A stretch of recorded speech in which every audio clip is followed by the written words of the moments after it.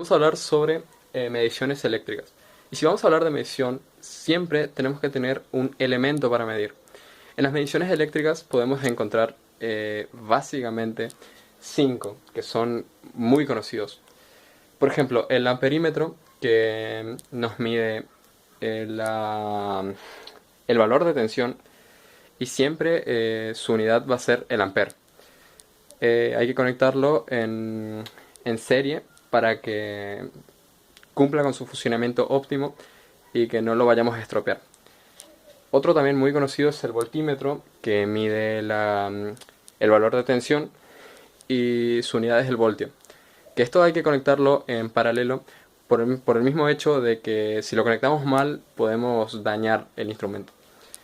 También es muy conocido el ohmímetro, que es utilizado para sacar valor de resistencia, pero el hecho es que lo tenemos que utilizar cuando la resistencia a medir no tiene ninguna fuente de tensión, porque también vamos a sobrecargar el instrumento y lo vamos a arruinar.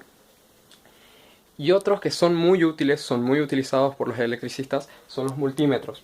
Hay o sea, se pueden encontrar dos, el digital y el analógico. Los dos funcionan para la misma cosa. Eh, Tienen una gama de los tres anteriores ya nombrados y, bueno, básicamente algunas otras medidas que son muy utilizadas también. De instrumentos de medición. Y vamos a hablar de medición en sí. Siempre podemos encontrar algún que otro error. O sea, somos humanos, no somos perfectos. Algún error vamos a cometer. Yo voy a hablar de dos en particular que son los más conocidos y los que más suceden en las mediciones.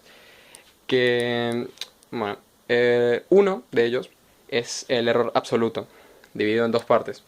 Que, bueno, el error absoluto verdadero es cuando, o sea, sucede cuando damos la diferencia entre el valor verdadero y el valor medido.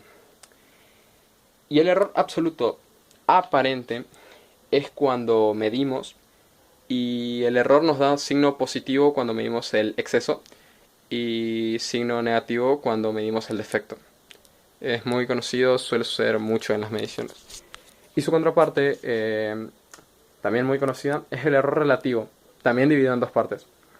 El error relativo verdadero, que es el cociente del error absoluto verdadero sobre el valor verdadero. Y el valor relativo aparente, que es la diferencia entre el error absoluto aparente y el valor probable.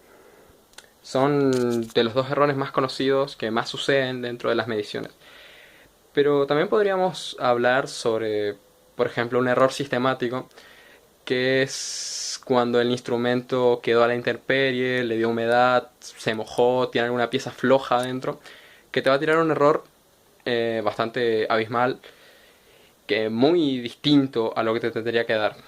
Pero es un error del sistema, un error del instrumento en sí. Otro que tiene mucho más que ver con el error humano de la persona es un error grosero, por ejemplo, cuando la persona no sabe lo que está haciendo y hace cualquiera y tira un dato que no tiene que ser. Y bueno, sucede mucho. Es muy sucedible. Esta es mi parte sobre mediciones eléctricas. Espero haya sido útil. Y bueno,